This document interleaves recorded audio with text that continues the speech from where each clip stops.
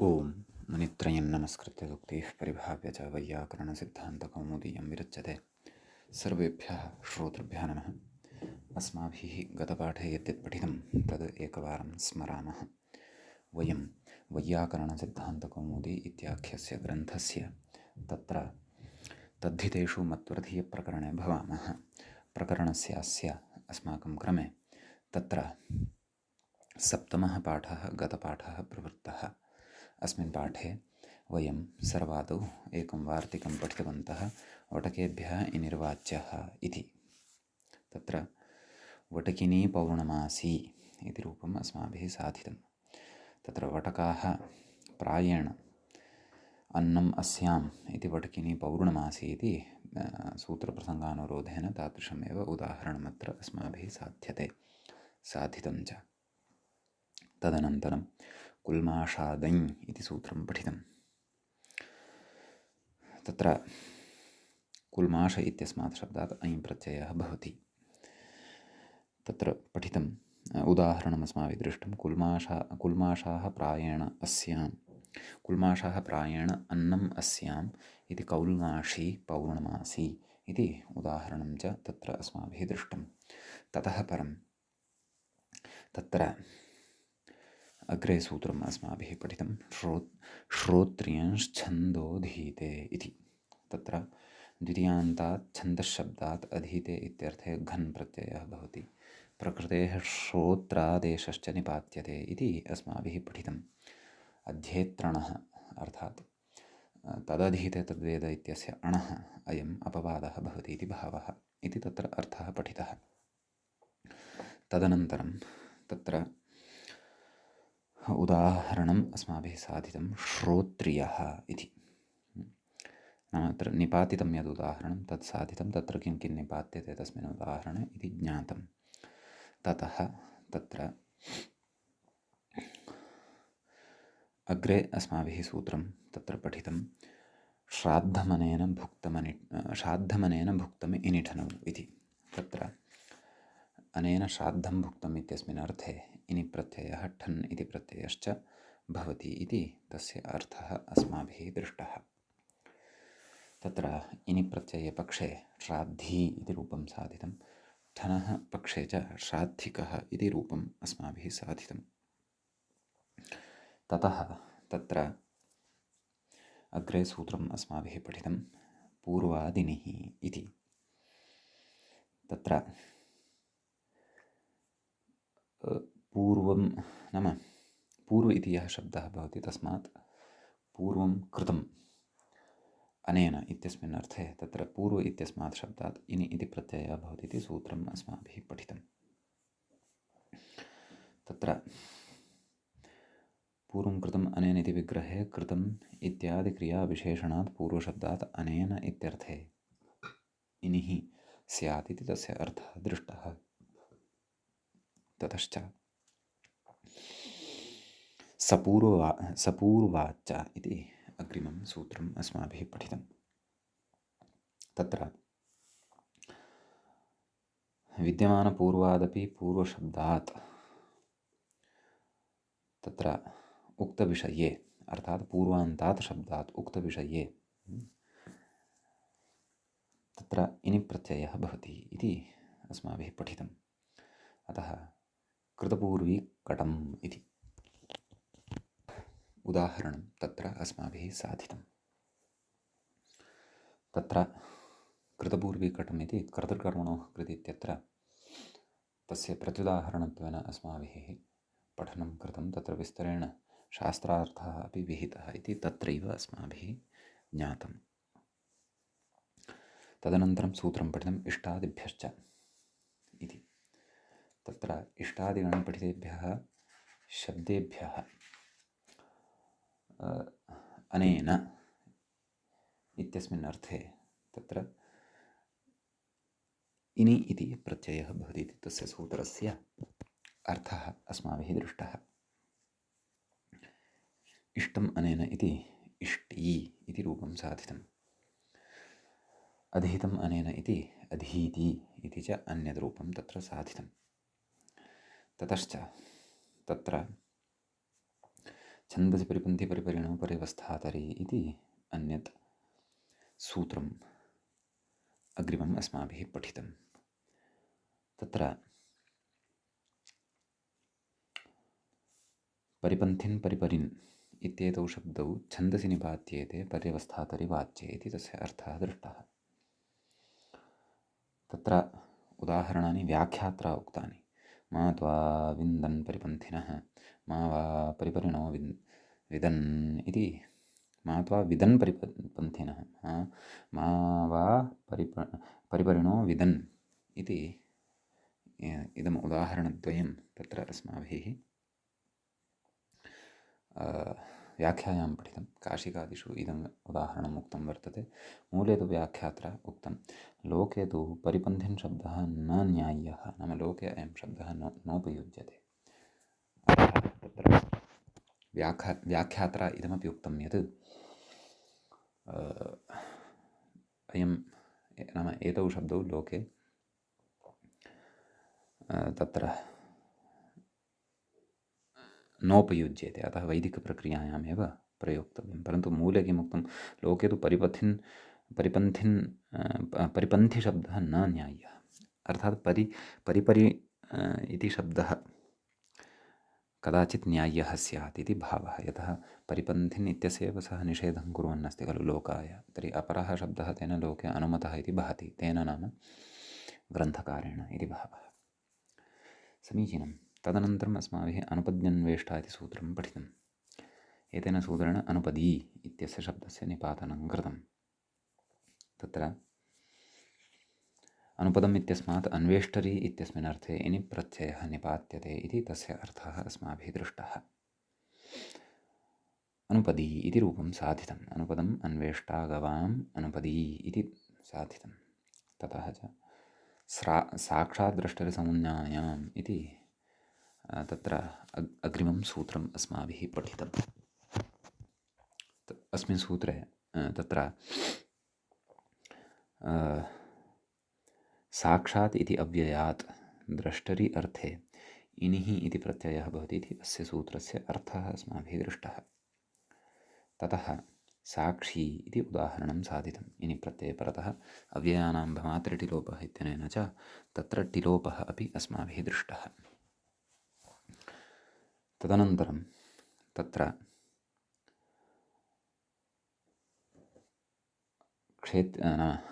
अग्रे सूत्रम् अस्माभिः पठितं, क्षेत्रीयच परक्षेत्रे चिकित्स्यः इति।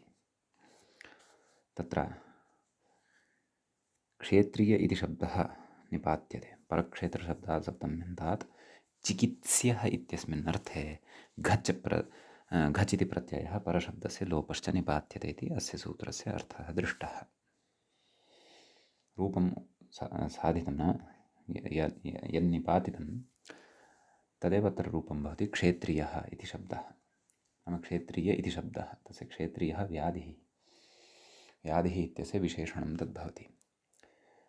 कोऽर्थः, अर्थात् शरीरान्तरे चिकित्स्यः नाम यस्य अस्मिन् शरीरे चिकित्सा न सम्भवति, भिन्ने एव शरीरे चिकित्सा यस्य भवति। अप्रतिकार्यः इत्यर्थः, नाम यस्य निवृत्तिः एव न भवितुमर्हति, प्रतिकारः एव न भवितुमर्हति, तादृशः अयं व्याधिः यः शरीरे एकवारम् उत्पन्नः तर्हि तस्य निवृत्तिः, तस्मात् निवृत्तिः तु एतत् शरीरं त्यक्त्वैव भवितुम् अर्हति इति तत्र अस्माभिः पठितम्। इति एतावन्ति सूत्राणि, एतावान् च विषयः अस्माभिः गते पाठे पठितः। तत्र गतपाठस्य अन्ते व्याख्यायाः पङ्क्तयः इत्थम् आसन्। परक्षेत्रशब्दात् सप्तम्यन्तात् चिकित्सेत्यर्थे घच् परशब्दस्य लोपश्च निपात्यते। शरीरान्तर इति भाविनि शरीरे चिकित्स्यः न तु वर्तमाने शरीरे इत्यर्थः। फलितमाः अप्रतिकार्य इति इत्येवं रीत्या इमानि तत्र इमाः पङ्क्तयः गतपाठस्य अन्ते अस्माभिः पठिताः। अयञ्च अस्य तृतीयप्रकरणस्य अस्य सप्तमः पाठः सम्पन्नः आसीत्। अधुना तावत् मत्वर्थीय तद्धितेषु मत्वर्थीयप्रकरणस्यास्य अष्टमः पाठः अग्रे आरब्धः भवति। अष्टमे पाठे वयं प्रथमतया सूत्रं पठन्तः स्मः। अत्र सूत्रं भवति एवम्: इन्द्रियमिन्द्रलिङ्गमिन्द्रदृष्टमिन्द्रसृष्टमिन्द्रजुष्टमिन्द्रदत्तमिति वा। समीचीनम् इति भवति सूत्रम्। अस्य सूत्रस्य पदपरिचयः ज्ञातव्यः। सूत्रे प्रथमं पदं भवति इन्द्रियम्। इदं पदं प्रथमान्तं भवति, अर्थात् प्रथमाविभक्तेः एकवचनान्तं भवति। द्वितीयं पदं भवति इन्द्रलिङ्गम्। इदमपि प्रथमान्तं भवति, प्रथमाविभक्तेः एकवचनान्तमेव भवति।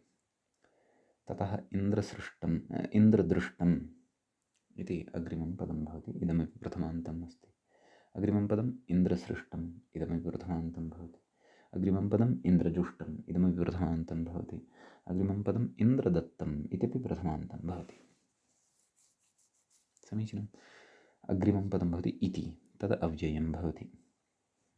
अग्रिमं पदं भवति वा, तदपि अव्ययं भवति। तर्हि आहत्य इन्द्रियम्, इन्द्रलिङ्गम्, इन्द्रदृष्टम्, इन्द्रसृष्टम्, इन्द्रजुष्टम्, इन्द्रदत्तम् इति वा इति आहत्य अष्टौ पदानि अस्मिन् सूत्रे दृश्यन्ते। समीचीनं। प्रकृतसूत्रं प्रति तद्धिताः ज्ञाप्रातिपदिकात् प्रत्ययः परश्च इति, अपि च समर्थानां प्रथमाद्वा इत्येते अधिकाराः अत्र सम्बध्यन्ते।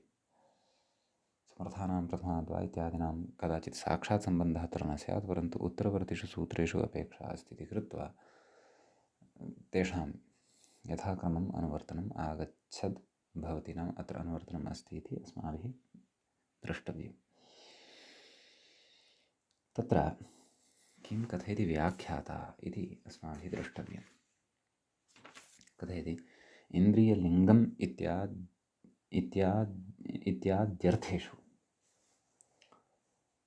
एवं खलु, इन्द्रियम् इति भवति। प्रथमं पदं वर्तते इन्द्रियं। तद् इन्द्रियम् इति शब्दः अथवा इन्द्रिय इति शब्दः अथवा इन्द्रियम् इति पदम् एतावत्सु अर्थेषु भवति। कस्मिन् अर्थे? इन्द्रियलिङ्गार्थे, इन्द्रदृष्टार्थे, ततश्च इन्द्रसृष्टार्थे, इन्द्रजुष्टार्थे, इन्द्रदत्तार्थे इन्द्रिय इति शब्दः प्रयुज्यते। समीचीनम्। अथवा इन्द्रियम् इति पदं व्यवह्रियते।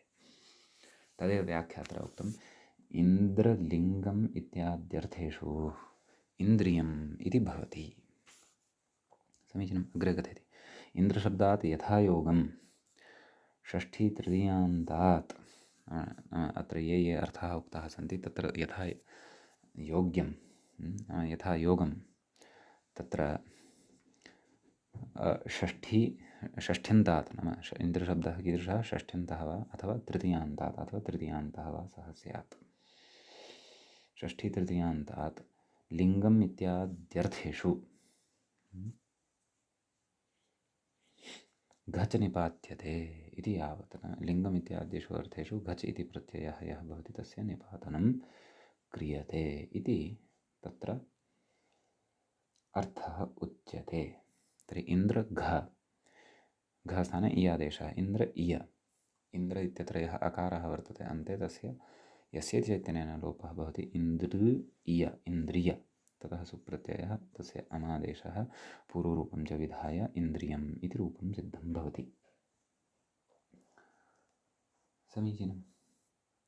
नाम इन्द्रिय इति शब्दः अत्र निपातितः वर्तते। इन्द्रियलिङ्ग, इन्द्रियजुष्ट, इन्द्रियसृष्ट, इन्द्रियदृष्ट, इन्द्रियसृष्ट, इन्द्रियजुष्ट, इन्द्रदत्त इति एतेषु अर्थेषु कति अर्थाः सन्ति? इन्द्रियलिङ्गम्, इन्द्रियदृष्टम्, इन्द्रलिङ्गम्, इन्द्रदृष्टम्, इन्द्रसृष्टम्, इन्द्रजुष्टम्, इन्द्रदत्तम् इति एतावत्सु अर्थेषु इन्द्रियम् अथवा इन्द्रिय इति शब्दः निपात्यते इति भावः। समीचीनं। तत्र अग्रे कथयति, किं कथयति? इन्द्र आत्मेति, मूले पश्यन्तु। इन्द्रः आत्मा, तस्य लिङ्गं, तत्र अग्रे कथयति व्याख्याता स एतमेव पुरुषं ब्रह्म ततम् अपश्यत् इदम् अदर्शम् इति तस्मादिन्द्रो तस्मात् इदन्द्रो नामदन्द्रो तस्मादिदन्द्रो नामेदन्द्रो हवै नाम तमिदन्द्रम् सन्तामन्द्रमित्याचक्षे इत्याचक्षते इति श्रुतेरिति भावः। श्रुतौ इन्द्रशब्दस्य विवेचनम् एवं रीत्या कृतं वर्तते इति भावः। श्रुतेः उदाहरणानि अत्र दत्तानि तावदेव। समीचीनं। तत्र मूले पश्यन्तु, इदम् इन्द्रः आत्मा इत्युक्तम्, एवं खलु। ततः इन्द्र इति यः शब्दः वर्तते सः जीवात्मवाचकः वर्तते इति भावः। तस्य लिङ्गम्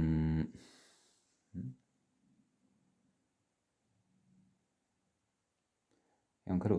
अपि च तदेव कथयति, तस्य लिङ्गम् इति कथयति आत्मनः अनुमापकम् इत्यर्थः।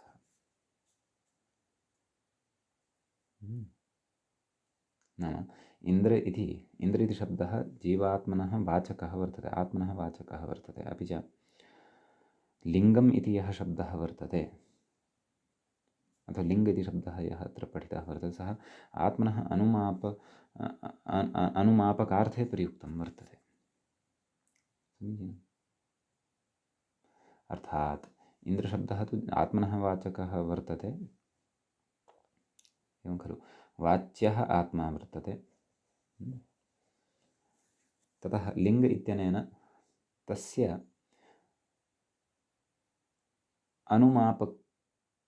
अनुमापकत्वं गम्यते, नाम तस्य चिह्नत्वं गम्यते। कस्य? आत्मनः इति भावः।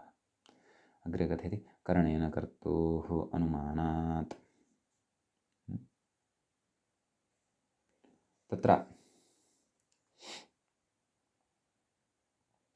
यः जीवात्मा वर्तते तस्य परिमापकम् इन्द्रियं भवति इति अत्र अर्थः अवगन्तव्यः। समीचीनं। तत्र कथयति करणेन कर्तुः अनुमानात् इति कथयति, नाम करणं यद्भवति तेन कर्तुः अनुमानं क्रियते। समीचीनं।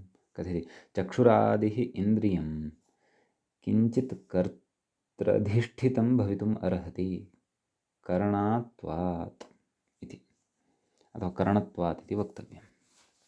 कथयति घटकरणदण्डादिवत् अनुमानात् इत्यर्थः।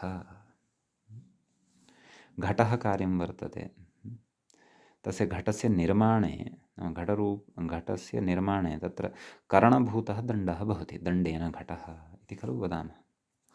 करणभूतः दण्डः भवति, एवं खलु। अतः प्रकृतेपि करणेन कर्तुः अनुमानं गम्यते।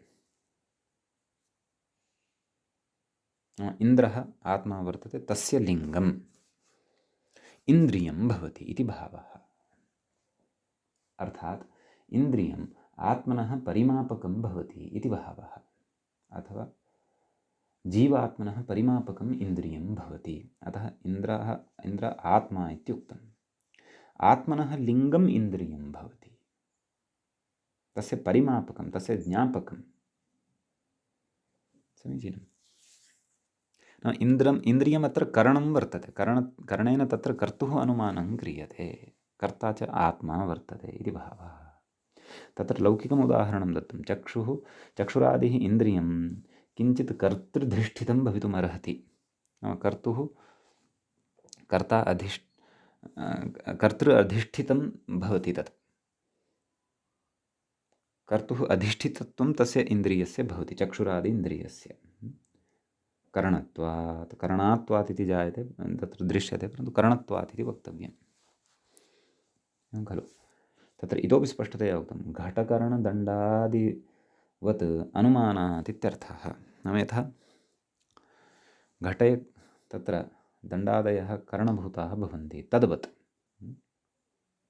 कथयति मम चक्षुः इत्येवम् इन्द्रेण दृष्टं ज्ञातम् इन्द्रियम्। इदानीम् एतावता इन्द्रियम् इति शब्दः इन्द्रियलिङ्गम् इत्यस्मिन् अर्थे प्रयुज्यते। इन्द्रः तत्र आत्मा इत्युक्तं, लिङ्गं तत्र चिह्नम् अथवा परिमापकम् इत्युक्तम्। आत्मनः परिमापकम् इन्द्रियं भवति इति उक्तम्। अपरः अर्थः कः उक्तः? एवं खलु, अपरः अर्थः उक्तः इन्द्रदृष्टम्, एवं खलु, इन्द्रलिङ्गम् इन्द्रदृष्टम्, इन्द्रदृष्टम् इति अपरः अर्थः वर्तते। तत्र कथयन्नस्ति व्याख्याता, नाम एकस्य अर्थस्य विषये उक्तवान्, अग्रे कथयन्नस्ति।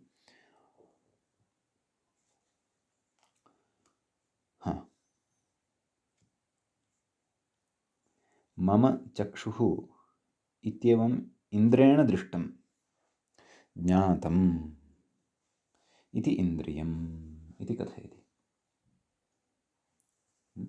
नाम आत्मना अनुभूतम्, इन्द्रेण दृष्टं नाम इन्द्रः नाम आत्मा इति स एव अर्थः सर्वत्र तत्र ग्राह्यः। तर्हि इन्द्रेण दृष्टं नाम आत्मना अनुभूतं तदपि इन्द्रियं भवति। नाम इदं चक्षुः मम वर्तते इति इन्द्रेण दृष्टम्। इन्द्रं किम्? इन्द्रं किम्? इन्द्रेण दृष्टं। तर्हि इन्द्रः कः? इन्द्रः नाम आत्मा वर्तते। अग्रिमम् उदाहरणमस्ति इन्द्रेण सृष्टम् इन्द्रियम्। तर्हि इन्द्रेण इन्द्रजुष्टं यद् वर्तते, नैव, इन्द्रदृष्टं यद् वर्तते तदपि इन्द्रियं भवति। सर्वादौ तु तत्र इन्द्रस्य लिङ्गम् अपि इन्द्रियं भवति, इन्द्रेण दृष्टं यत् तदपि इन्द्रियं भवति, एवं खलु। ततः इन्द्रसृष्टं यद् भवति तदपि इन्द्रियं भवति। तदेव, अतः तत्रैव कथयन्नस्ति इन्द्रेण सृष्टम् इति इन्द्रियं। सृष्टं नाम रचितम् इति भावः। ततः इन्द्रजुष्टम् इति वर्तते, तत्र व्याख्याता कथयति इन्द्रेण जुष्टं सेवितं प्रीणितं वा इन्द्रियम्। जुष्टम् अर्थात् सेवितम् अथवा प्रीणितं नाम तृप्तिं प्रति नीतं यद्भवति तदपि इन्द्रियं भवति। सम्यक्। इन्द्रः च कः? आत्मा। सर्वत्र इन्द्रशब्दस्य आत्मा इत्येव अर्थः। उत्तरपदयोजनेन तत्र अर्थभेदः जायमानः वर्तते। एते अर्थाः कस्य अस्माभिः पठ्यमानाः वर्तन्ते? इन्द्रिय इति शब्दस्य पठ्यमानाः वर्तन्ते। सम्यक्। एवमेव इन्द्रियदत्तं तद्विषये व्याख्यात्रा नोक्तम्, इन्द्रियदत्तम् इत्यपि भवति खलु। इन्द्रेण नाम आत्मना यत् प्रदत्तं तद् इन्द्रियदत्तम् इति भवति। इन्द्रेण दत्तं इन्द्रदत्तं तदपि इन्द्रियं भवति। समीचीनं। व्याख्याता कथयति रूढशब्दः अयं कथञ्चित् व्युत्पादितः। नाम इन्द्रियशब्दः वस्तुतः रूढशब्दः भवति, रूढ्या लब्धः भवति, कथञ्चित् व्युत्पत्तिं प्रति नीतः सूत्रकारेण। वस्तुतः सूत्रकारेण तु साक्षात् अयं शब्दः पठितः, तस्य कस्मिन् अर्थे अयं शब्दः भवति ते तस्य अर्थाः पठिताः अत्र सूत्रे, अपि च सः शब्दः निपातितः घचप्रत्ययान्तः, तावदेव। समीचीनम्। अग्रे कथयति इन्द्रेण दुर्जयम् इन्द्रियम् इति साधयितुमाह। इन्द्रेण दुर्जयं नाम आत्मना दुर्जयं यद्भवति तदपि इन्द्रियं भवति इति एतादृश अर्थे प्रयोगस्य साधनाय आह नाम कथयति। किं कथयति? इति करणम् इति। मूले पश्यन्तु, इति करणं प्रकारार्थं। प्रकृते इति करणं यद् कृतं वर्तते तत् प्रकारार्थं वर्तते। तेन एवं प्रकारकाः अथवा एवं जातीयाः अन्ये प्रयोगाः अपि अत्र भवितुम् अर्हन्ति। समीचीनं। तर्हि तत्र उदाहरणं पश्यन्तु। दुर्जयम् इन्द्रियम्, इन्द्रेण दुर्जयम् इन्द्रियम्। इन्द्रः कः? आत्मा। इन्द्रशब्दस्य अर्थः सर्वत्र समानः। इन्द्रः आत्मा, तेन आत्मना यद्दुर्जयं भवति तदपि इन्द्रियं भवति। एवं खलु। केषाञ्चन इन्द्रियाणि तथा विषयासक्तानि अथवा तथा विकारं पतितानि भवन्ति येन तेषु विद्यमानः आत्मा तेषु विजयं प्राप्तुं न शक्नोति। अतः इन्द्रेण यद्दुर्जयं भवति तदपि इन्द्रियं भवति इति तत्र अन्यस्मिन् अर्थे अपि, नाम सूत्रे एकः अर्थः यः न उक्तः सः इति ग्रहणसामर्थ्यात् अपि अत्र व्याख्यात्रा सः अर्थः अत्र लब्धः साधितश्च। एवं खलु। ततः प्रकृते अस्मिन् सूत्रे तावत् एतावानेव विशेषः भवति। किमपि नास्ति, इन्द्रिय इति शब्दस्य सूत्रे केचन अर्थाः उक्ताः वर्तन्ते, ततः बहिः च केचन अर्थाः उक्ताः वर्तन्ते। ततः बहिः नाम सूत्रे ये अर्थाः उक्ताः वर्तन्ते तेभ्यः भिन्नः अर्थः तु अत्र एकः एव उक्तः वर्तते। इन्द्रियेण दुर्जयम् इन्द्रियम् इति एक एव अर्थः तत्र उक्तः वर्तते। समीचीनं भवतु। इदानीं वयम् अग्रिमं सूत्रं पठामः। अस्मिन् सूत्रे तु एतावानेव विशेषः अत्र अस्ति। एवञ्च तत्र अस्माभिः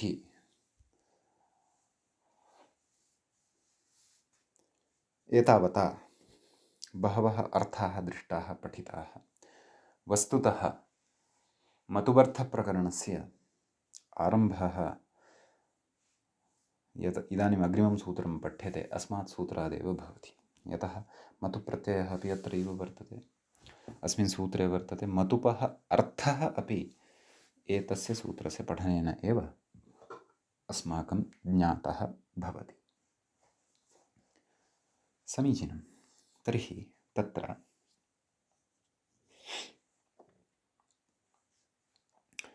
कथ्यते, सूत्रमुच्यते। सूत्रमस्ति एवं: तदस्यास्त्यस्मिन् इति मतुः इति। सूत्रस्य पदविभागः, पदपरिचयः आदौ अस्माभिः प्राप्तव्यः। सूत्रे प्रथमं पदं भवति तद् इति। तद् इति प्रथमान्तं भवति, प्रथमाविभक्तेः एकवचनान्तं भवति।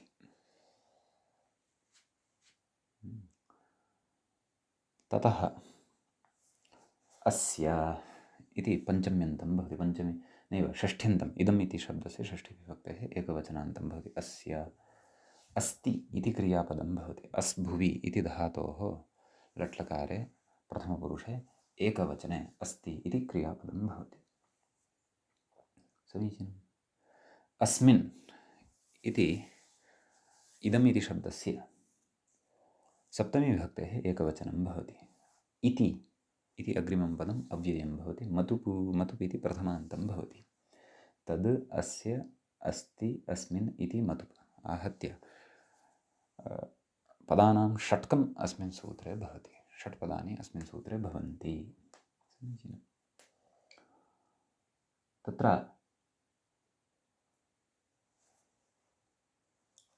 प्रकृतसूत्रस्य पदेषु समासः नास्ति। सर्वाणि अपि पृथक् पृथक् पदानि एव अत्र वर्तन्ते। प्रकृतसूत्रं प्रति प्रत्ययः परश्च ज्ञाप्रातिपदिकात् समर्थानां प्रथमात् वा तद्धिताः एते अधिकाराः आयान्ति। समीचीनं। ततः अस्य अर्थः द्रष्टव्यः। व्याख्याता अर्थं कथयति, पश्यन्तु। तदस्यास्तीति, तत् अस्य अस्ति इति। सम्यक्। तदस्मिन्नस्तीति, तद् अस्मिन् अस्ति इति विग्रहे अस्तिसमानाधिकरणात् प्रथमान्तात्, प्रथमान्तं तादृशं पदं यस्य अस्ति इति क्रियया सामानाधिकरण्यं स्यात्। नाम यस्मिन् वचने क्रिया वर्तते तस्मिन्नेव वचने सः अपि स्यात्। अपि च एकार्थवृत्तित्वम् उभयोः भवेत्। कथयति? तदस्मिन्नस्ति इति विग्रहे अस्ति समानाधिकरणात् उक्तवान् प्रथमान्तात् अस्य अस्मिन् इति चार्थे तद् अस्य अस्ति तदस्मिन् अस्ति तद् अस्य अस्मिन् इति च अर्थे मतुप् स्यात् इत्यर्थः। नाम मतुप् इति प्रत्ययः भवति। भवन्तः सामान्येन सूत्रगतानि पदानि अपि पश्यन्ति यदि स्पष्टता भवति। तत् अस्य अस्ति अथवा तत् अस्मिन् अस्ति इत्यस्मिन् अर्थे मतुप् इति प्रत्ययः भवति।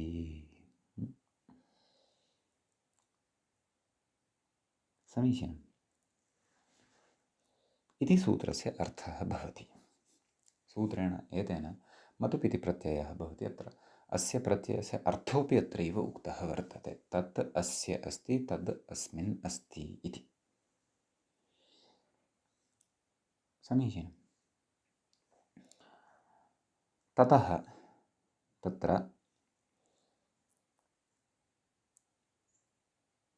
अग्रे कथयति व्याख्याता उपावितौ नाम मतुपि उपौ इतौ स्तः नाम उकारः पकारः च इतसंज्ञकः वर्तते। मतुप् इत्यत्र यः अन्ते पकारः वर्तते तकारोत्तरवर्ती च यः उकारः वर्तते सः तद्द्वयमपि इतसंज्ञकं भवति। समीचीनम्। ततः अग्रे कथयति इति शब्दः विषयविशेषलाभार्थः। अत्र इति शब्दः कुतः प्रयुक्तः? विषयविशेषस्य लाभार्थः। तद् अस्य अस्ति अथवा तद् अस्मिन् अस्ति इति। विषयविशेषः नाम तदेव यः यस्मिन् अस्ति अथवा यः अस्मिन् अस्ति यः अस्य वा वर्तते तादृशविषयविशेषः प्रकृते विषयविशेषस्य अर्थलाभः यः प्रकृते इति शब्दः प्रयुक्तः वर्तते। यद्यपि तच्छब्देनैव सः अर्थः लभ्यते। एवं खलु?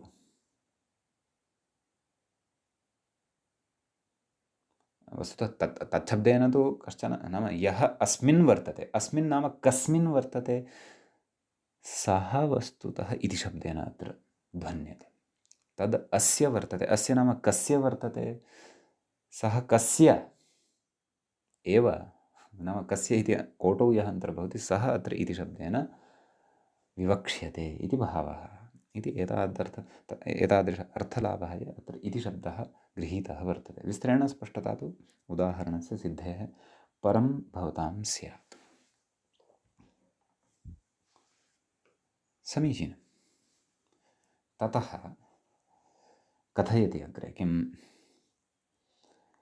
तदाह भूमनिन्देति आदौ उदाहरणं प्रददाति। मूले यदुदाहरणं वर्तते तस्य चर्चा व्याख्यात्रा न कृता। किम् उदाहरणम् इति चेत् तत्र गावः अस्याः अस्मिन् वा सन्ति इति गोमान्। गावः अस्य अस्मिन् वा सन्ति इति गोमान्। समीचीनं। गावः अस्य नाम देवदत्तस्य यदि वर्तन्ते तर्हि अयं देवदत्तः गोमान् भवति। तर्हि गोशब्दात् तत्र मतु प्रत्ययः भवति। गोमत् सुप्रत्ययः भवति। गोमत्सु उक्तिजां सर्वनामस्थाने इति इत्यादिसूत्रेण नुमागमः भवति। गोमनत् सु। समीचीनम्। उपधा दीर्घः गोमानतसु हल्ङ्यादिनसोर्लोपः संयोगान्तस्य लोपः इत्यनेन तकारस्य लोपः गोमान् इति रूपं सिद्धं भवति। विभक्तिकार्यं सर्वमपि अस्माभिः तत्र शब्दाधिकारे पठितं वर्तते। समीचीनम्। अतः तत्र उक्तं मतुप् इति प्रत्ययः नैव तत्र गोमान् इति शब्दः सिद्धः भवति। समीचीनम्। इति उदाहरणस्य सिद्धिः सम्पन्ना। ततः अग्रे कथयति तदाह भूमनिन्देति। श्लोकवार्तिकम् इदं कथयति व्याख्याता। श्लोकवार्तिकमिदं कथमस्ति वार्तिकं नाम मतुप्रत्ययस्य प्रयोगविषये अथवा मतु प्रत्ययस्य प्रयोगस्य विस्तरेण स्पष्टतार्थम् इदं वार्तिकमत्र पठ्यमानं वर्तते, श्लोकवार्तिकं। कथं वर्तते? भूमनिन्दा प्रशंसासु नित्ययोगेति सायने संसर्गेऽस्ति विवक्षायां भवन्ति मतुबादयः इत्येवं रीत्या इदं वार्तिकं श्लोकवार्तिकं वर्तते, अनुष्टुभिः वर्तते। अस्य वार्तिकस्य अर्थः अस्ति द्रष्टव्यः। तत्र आदौ वार्तिकगतपदपरिचयं प्राप्नुमः। भूमनिन्दाप्रशंसासु, समीचीनं। भूमा च, भूमन् शब्दः भवति तत्र। भूमा च, निन्दा च, प्रशंसा च, भूमनिन्दाप्रशंसाः तासु, भूमनिन्दाप्रशंसासु। नित्ययोगेऽतिशायने, नित्यश्चासौ योगश्च नित्ययोगः, अतिशायने, समीचीनं। सप्तम्यन्तं पदं भवति। सर्वाणि अपि सप्तम्यन्तानि पदानि सन्ति प्रथमपङ्क्तौ श्लोकस्य। द्वितीयपङ्क्तौ संसर्गे अस्ति विवक्षायां, संसर्गे इत्यपि सप्तम्यन्तं वर्तते। अस्ति विवक्षायाम्, अस्ति विवक्षायाम् इत्यपि सप्तम्यन्तं वर्तते। सम्यक्। भवन्ति मतुबादयः, मतुबादयः प्रत्ययाः भवन्ति इति भावः। इति भवन्ति तत्र क्रियापदं भवति। मतुबादयः, मतु आदौ येषां ते मतुबादयः, ते अत्र नाम मतुबः अर्थे ये अन्येपि पठिताः, इनि ठन् इत्यादयः अन्ये प्रत्ययाः, ते येषु येषु अर्थेषु भवन्ति इति भावः। समीचीनं। तर्हि तत्र व्याख्याता स्पष्टीकरणं करोति। कथयति? भूमा, भूमा इत्यस्य अर्थः भवति बहुत्वं। भूमन् इति शब्दः तत्र नकारान्तः भवति, एवं खलु? बहुत्वं।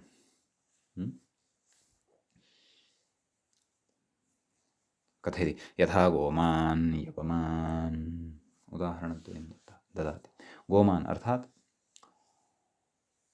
तत्र बहुत्वगोयुक्तः इति भावः,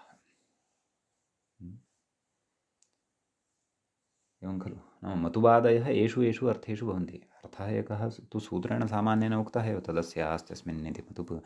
परन्तु तत्र विशेषः अर्थः मतुपः यः अस्ति सः एतेन श्लोकवार्तिकेन उच्यमानः वर्तते। नाम तदस्यास्त्यस्मिन् इति मतुप् इत्यपि तत्रापि विशेषाः अर्थाः अवान्तरार्थाः वर्तन्ते इति भावः। आं, तर्हि किं कथयति? भूमा बहुत्वं, तत्र उदाहरति अपि। नाम यथा गोमान्, यवमान्, यवमान् अर्थात् यस्य सविधे बहुः यवः वर्तते, अथवा तदेव प्रचुराः यवाः वर्तन्ते यस्य सविधे, सः यवमान्। द्वितीयः अर्थः वार्तिके पश्यन्तु, निन्दा इति उक्तं। निन्दार्थे अपि भवति। तत्र उदाहरति निन्दायां ककुदावर्ती कन्या इति। अत्र कस्याश्चित् कन्यायाः निन्दनं वर्तते। ककुदावर्तिनी इति, ककुदावर्तिनी एषा कन्या वर्तते इति भावः। नाम यस्याः कन्यायाः पृष्ठदेशे ककुदम् इव, कुब्जत्वम् इव तत्र आकृतिः जाता वर्तते इति, तादृशी एषा कन्या ककुदावर्तिनी भवति। अतः तत्र तस्याः निन्दायाः अत्र गमनं वर्तते। निन्दा अत्र विवक्षिता वर्तते इति भावः। समीचीनं।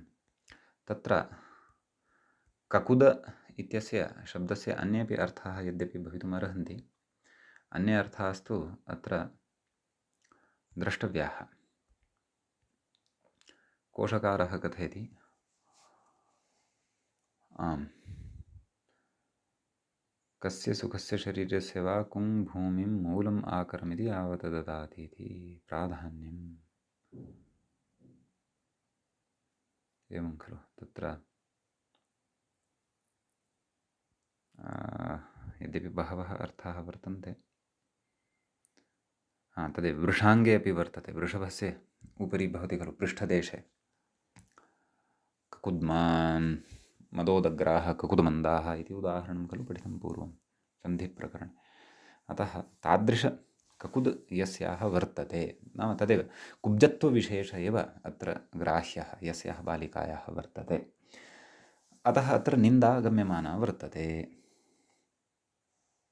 एवं खलु। तर्हि प्रकृते ककुदावर्तिनी, अत्र ककुदावर्त इत्यस्मात् शब्दात् इनि प्रत्ययः वर्तते, सः मतुवर्थ एव भवति। मतुबादयः इत्युक्तं खलु, भवन्ति मतुबादयः, तर्हि केवलः मतु इत्येव न, अग्रेपि इनि ठन् इत्यादयः ये प्रत्ययाः वर्तन्ते ते एषु एषु अर्थेषु भवन्ति इति भावः। अग्रे कः अर्थः दृश्यते श्लोकवार्तिके? प्रशंसा, तत्र उदाह्रियते। प्रशंसायां रूपवान्, रूपम् अस्य अस्ति अथवा रूपम् अस्मिन् अस्ति। गतेषु उदाहरणेषु अपि एवमेव विग्रहः ककुदावर्तः अस्यां वर्तते अथवा अस्मिन् अथवा अस्याः वर्तते इति ककुदावर्तिनी कन्या, निन्दा तत्र वर्तते। गावः अस्य सन्ति अथवा अस्मिन् प्रदेशे सन्ति, तादृशः अयं गोमान् प्रदेशः अथवा तादृशः अयं देवदत्तः गोमान्, तत्र भूमार्थः वर्तते। समीचीनं। निन्दार्थे ककुदावर्तिनी इति दृष्टं, प्रशंसायां तत्र रूपवान् इति वर्तते, रूपम् अस्य अस्ति इति रूपवान् इति उच्यते।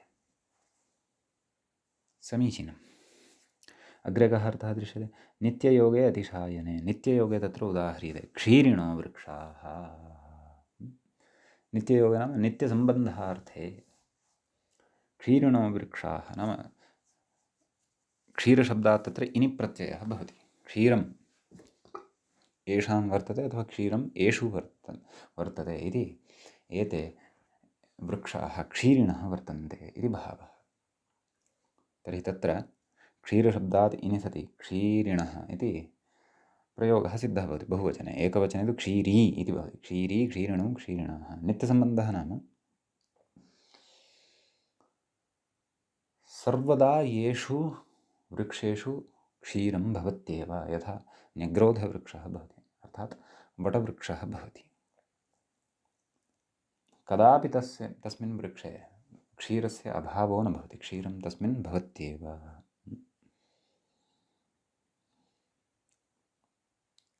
अग्रे कः अर्थः? अतिशायार्थः उक्तः। अतिशायने कथयति उदरिणी कन्या, उदरम् अस्याः वर्तते इति उदरिणी कन्या, अतिशयेन बृहद् उदरं यस्याः वर्तते तादृशी यदि काचित् कन्या, तर्हि तत्र अपि मतुबर्थः प्रत्ययः इनि भवति अथवा मतुबादयः भवन्ति इति भावः। अग्रे किमुक्तं? तृतीयं पादं पश्यन्तु श्लोकस्य। संसर्गे, संसर्गार्थे अपि एते भवन्ति। संसर्गः नाम सम्बन्धः, तत्र उदाहरति दण्डी छत्री, उदाहरणद्वयं प्रस्तौति। दण्डी छत्री, दण्डः अस्य अस्ति इति दण्डी, छत्रम् अस्य अस्ति इति छत्री, एवं रीत्या तत्र उदाहरति। अतः तत्र अत्र दण्डेन सह संसर्गः नाम सम्बन्धविशेषः भवति, अतः अयं दण्डी भवति। यस्य छत्रेण सह संसर्गः वर्तते सः छत्री भवति इति भावः। ततश्च संसर्गे अस्ति विवक्षायाम् इति, एवं खलु। अस्ति, अस्ति नाम सत्ता, यतः अस्भुवि, भुवः अर्थे अस् धातुः प्रयुज्यते। भुवः कः अर्थः? सत्ता, बहुसत्तायां। केवलायाः सत्तायाः विवक्षा यदि भवति तदापि एते मतुपादयः भवन्ति। तस्य उदाहरणम् एतेन न दत्तम् इति भाति। तर्हि अस्ति विवक्षायां तत्र अस्तिमान् इत्येवम् एतादृशानि रूपाणि उदाह्रियन्ते, नाम विभक्तिप्रतिरूपकमपि अस्ति इति अव्ययं भवति, तादृशानि उदाहरणानि अपि उदाह्रियन्ते। टीकान्तरे इदम् उदाहरणं प्रदत्तं वर्तते। व्याख्याता तु कथयति वृत्तिनियामकः संसर्गविशेषः विवक्षितः इति। दण्डीछत्री इत्यत्र संसर्गः नाम वृत्तिनियामकः, तेन पुरुषी दण्डः इति नास्ति। अयं दण्डः पुरुषी वर्तते, पुरुषः अस्य अस्ति इति वदामः दण्डस्य कृते, अतः अयं दण्डः पुरुषी अस्ति इत्यादयः प्रयोगास्तु न भवन्ति। वृत्तिनियामकः एव अत्र संसर्गः अपेक्षितः वर्तते इति भावः। नाम अत्र तद्धितवृत्तिः वर्तते खलु, तद्धितवृत्तौ तद्धितवृत्तेः नियामकः एव संसर्गः। नाम तद्धितवृत्त्या यः नियम्यते यः संसर्गः स एव। यं कमपि संसर्गम् आदाय विवक्षाविरुद्धम् अथवा असङ्गतम् अथवा अप्रसिद्धं संसर्गम् आदाय अत्र वयं मतुवादीन् कर्तुं न शक्नुमः। अतः पुरुषः अस्य अस्ति इति अयं दण्डः पुरुषी दण्डः वर्तते इति वक्तुं न शक्नुमः इति भावः। समीचीनम्। दण्डः अस्य अस्ति इति दण्डीपुरुषः इत्येव वक्तुं शक्नुमः, अथवा छत्रीपुरुषः इत्येव तत्र वक्तुं शक्यते। सम्यक्। वृत्त्या सह ते मतुवादयः नियम्यन्ते। वृत्तिः नाम तद्धितवृत्तिः एषा। सम्यक्। नाम प्रयोगपरिपाटिं दृष्ट्वैव एते भवन्ति एषु अर्थेषु। प्रसिद्धमिदं श्लोकवार्तिकं भाष्ये पठितं भवति, अतः मतुवर्थे अस्य चर्चा अवश्यं भवति। अतः एतं श्लोकवार्तिकं वयं नूनमेव बुद्धौ स्थापयेम। ततः अग्रे कथयति रसादिभ्यश्च, नाम अग्रे सूत्रं वर्तते। अस्मिन् श्लोकवार्तिके तु एतावानेव विशेषः सम्पन्नः। अग्रे सूत्रं वर्तते रसादिभ्यश्च इति। तत्र सूत्रे द्वे पदे स्तः। रसादिभ्यः इति एकं, ततः च इति अपरं पदं भवति। ततः अत्र विग्रहः क्रियते। रसः आदिः अस्ति येषां ते रसादयः, तेभ्यः रसादिभ्यः इत्येवं तत्र विग्रहः उच्यते।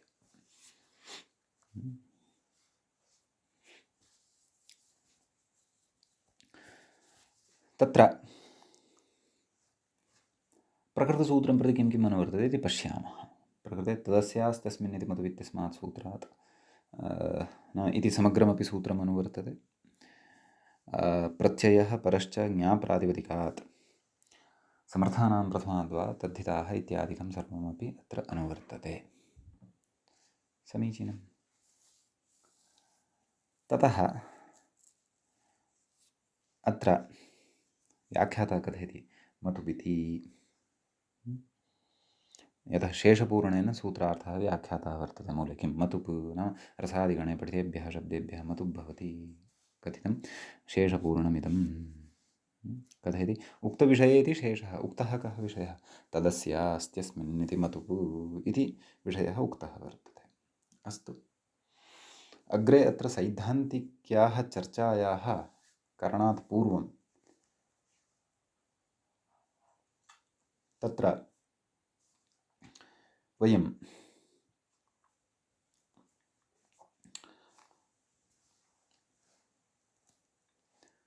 रसादिगणे ये शब्दाः पठिताः वर्तन्ते तान् शब्दान् सकृत् पठामः। तत्र लघुगणः वर्तते। एवं वर्तन्ते तत्र शब्दाः रस, रूप, वर्ण, गन्ध, स्पर्श, शब्द, स्नेह, भाव एते शब्दाः तत्र वर्तन्ते। समीचीनम्। ततः तत्र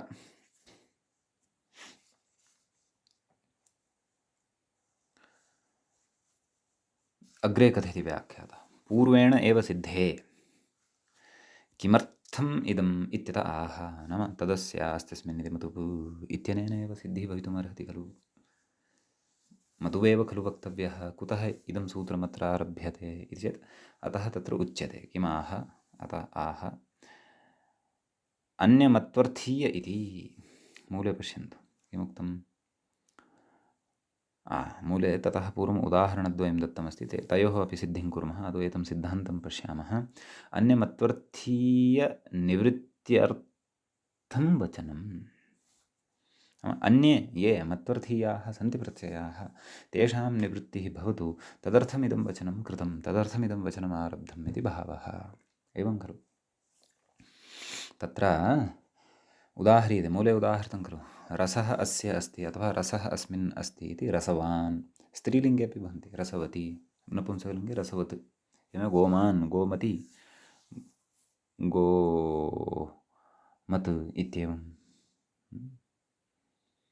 तत् अत्र मतुपि इत्येव प्रत्ययः वर्तते, परन्तु अत्र मकारः यः वर्तते तस्य यः नाम मतुपः यः मकारः वर्तते तस्य मकारस्य स्थाने तत्र वकारादेशः भवति। अचिरेण तत् सूत्रम् अग्रे वक्ष्यते, तेन सूत्रेण वकारादेशः भवति। मादो दहायाश्च मतोर्वोऽयवादिभ्यः।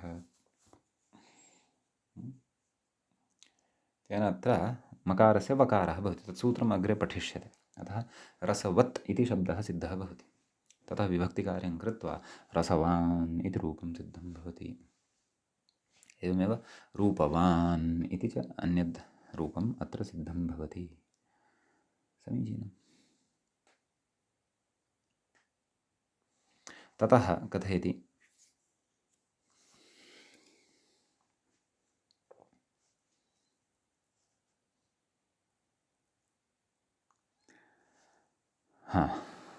अत इनिढनौ इत्यादि निवृत्त्यर्थमित्यर्थः। तत्र पूर्वं नाम उक्तं खलु मूले अन्यमत्वर्थीयनिवृत्त्यर्थं वचनं। तर्हि अन्ये के? अत इनिढनौ इत्यनेन इनि प्रत्ययः नाम अदन्तेभ्यः इनि प्रत्ययः अपि च ठन् प्रत्ययः विधीयते इति वक्ष्यते अग्रे। सः न भवेत् रसादिगणे पठितेभ्यः शब्देभ्यः, अतः पृथक्तया ते शब्दाः रसादिगणे सङ्कलिताः। ततः मधुवेव भवतु, एतदर्थम् अत्र मधुविधानं। समीचीनम्। रसादयः तु अत्रापि पठिताः वर्तन्ते मूले एव। कथयति, रसादीन् पठति रसरूपेत्यादि भावेत्यन्तं। मूले पश्यन्तु, रसः, रूप, वर्ण, गन्ध, स्पर्श, शब्द, स्नेह, भाव, एते रसादिगणे पठिताः शब्दाः वर्तन्ते। तर्हि अत्र वर्णवान्, गन्धवान्, स्पर्शवान्, शब्दवान्, स्नेहवान्, भाववान् इत्यादीनि अन्यानि अपि रूपाणि सेत्स्यन्ति। ततः एतावान् विशेषाः अस्मिन् सूत्रे भवति रसादिभ्यश्च इत्यत्र। अधुना वयम् अग्रे अत्र वार्तिकं पठामः। वार्तिकमस्ति अग्रे, किं? गुणात्। क्षन्तव्यः, वार्तिकं नास्ति, इदं तु गणसूत्रं वर्तते। सत्यं सत्यं, नाम गणसूत्रमेव इदं भवति इति। गुणात् पुनश्च एकाचः, एवं रीत्या गणसूत्रद्वयं वर्तते। समीचीनं। व्याख्याता अपि कथयति गणसूत्रं। सम्यक्। गुण नाम रसादिगणे एव एतत् गणसूत्रद्वयं पठितं वर्तते इति भावः। गुणात् इति प्रथमं वर्तते, तस्य कः अर्थः? नाम गुणवाचकाः सन्ति ये रसादयः शब्दाः, तेभ्यः एव मतु प्रत्ययः, अन्येभ्यः न। नाम रसादिवाच्यार्थे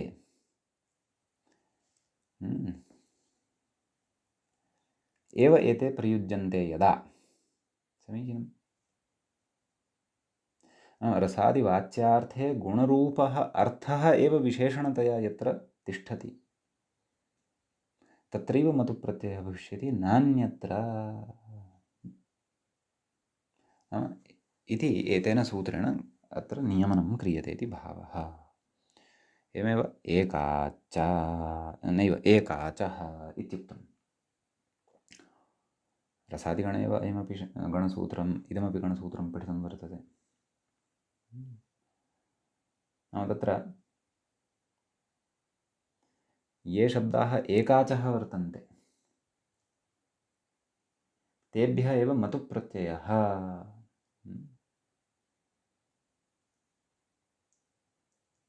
इति वर्तते। परन्तु तत्र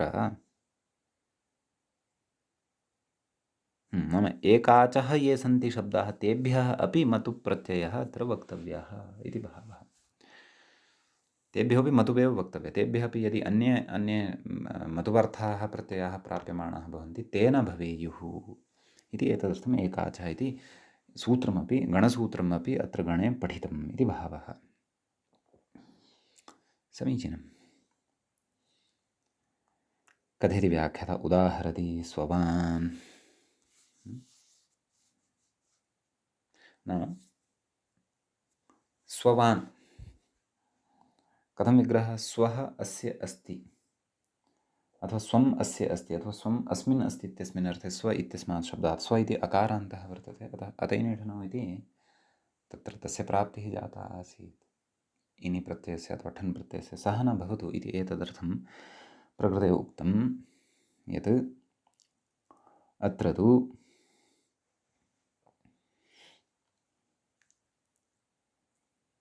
मतुप् एव भवति अतः एकाचः अपि मतुपः एव विधानार्थम् एकाचः इति सूत्रम् अस्मिन् गणे पठितमिति भावः।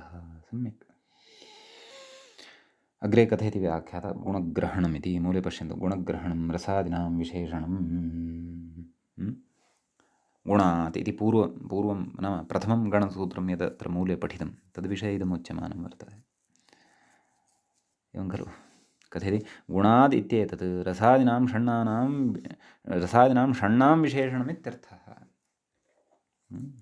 तेषां षण्णां शब्दानां गुणशब्दः विशेषणभूतः भवति इति भावः। कथयति तेन किं कथयति तेन गुणवाचकानामेव येषां ग्रहणात् जलादिवाचकानां रसाशब्दानां द्रव्यवाचकानां च गन्धादिशब्दानाम् इह न ग्रहणमिति भावः। एवं खलु। गुणवाचकानामेव अत्र ग्रहणं तेन जलादिवाचकानां रसादिशब्दानां रसादयः शब्दाः जलार्थे अपि प्रयुज्यन्ते खलु तादृशजलादिवाचकानाम् अत्र ग्रहणं न भवति परन्तु गुणवाचकानामेव अत्र रसादिशब्दानां ग्रहणं भवति। रसादिशब्दानां द्रव्यवाचिनां च गन्धादिशब्दानाम् इह न ग्रहणम् अपि च गन्धादयः ये शब्दाः वर्तन्ते अत्रैव गन्ध इत्यादयः शब्दाः पठिताः वर्तन्ते खलु ते केवलं गुणवाचकत्वेन एव अत्र ग्राह्याः।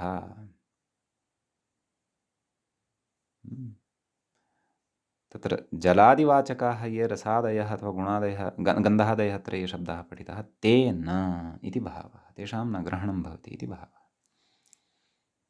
कथयति रसिको नटः स्पर्शिकं वारि परन्तु तत्र रसिको नटः रसः अस्य अस्मिन् अस्ति इति नटः रसिकः स्पर्शिकं वारि स्पर्शिकम् इत्यत्र ठन् दृश्यते स्पर्शिकं वारि इत्यादि प्रयोगदर्शनात् इदं सूत्रं भाष्ये प्रत्याख्यातं। नाम अन्येषु अर्थेषु नाम गुणरहिते अर्थे अपि रसिकः नटः इत्यत्र गुणरहितः एव अर्थः अस्ति खलु नटः गुणः नास्ति खलु वारि अपि गुणः नास्ति खलु द्रव्यविशेषः सः। एवं खलु नाम रसिको नटः स्पर्शिकं वारि इत्यादिषु तत्र ठगादयः दृश्यन्ते खलु अतः तत्र गुणात् इति सूत्रं तत्र गणसूत्रं प्रत्याख्यातं वर्तते भाष्ये इति भावः। परन्तु रसिकः स्पर्शिकः इत्यत्र तु ठन् इति भाति खलु गुणात् इति तु तत्र किमुच्यते नाम अस्य अर्थः कः उच्यते गुणात् इति सूत्रस्य नाम गुणाद् इत्यनेन रसादिनां षण्णां विशेषणम् इत्यर्थः नाम गुणात् इति यद् वर्तते सूत्रं तद् रसादिनां षण्णामेव विशेषणं तेन कः अर्थः लभ्यते गुणवाचकानामेव येषां ग्रहणात् जलवाचकादीनां रसादिनां च शब्दानाम् इह न ग्रहणं भवति इति भावः। तर्हि अत्र तु मतुपः प्रसङ्गः अस्ति। एवं खलु भाष्ये तु यद् दृष्टं रसिकः नटः स्पर्शिकं वारि आम् अस्तु तत्र ठनः पक्षे वा व्यवहृतं परन्तु गुणभिन्नार्थे तु प्रयुक्तं खलु अतः गुणार्थे एव अत्र एभ्यः कश्चन मतुवर्थः प्रत्ययः भवति इति यदुक्तं तन्न सिद्ध्यति, तन्न भवति इति भाष्ये एतस्य प्रत्याख्यानं कृतं वर्तते इति अत्र मन्तव्यम्। अस्तु, अग्रे किं कथयति? ननु अग्रे अग्रिमशब्दविषये, अग्रिमसूत्रविषये अस्ति विशेषः। तद् अग्रे एव वयं द्रक्ष्यामः। अद्यतनपाठः तावत् अत्रैव उपसंह्रियते, अत्रैव मङ्गलं क्रियते। मुनित्रयं नमस्कृत्य उक्तिः परिभाव्य च वैयाकरणसिद्धान्तकौमुदीयं विरच्यते। एवञ्च तत्र तद्धितेषु मत्वर्थीयप्रकरणस्यास्य अस्माकं क्रमे तत्र अष्टमः पाठः सम्पन्नतां गतः। नमः सर्वेभ्यः श्रोतृभ्यः।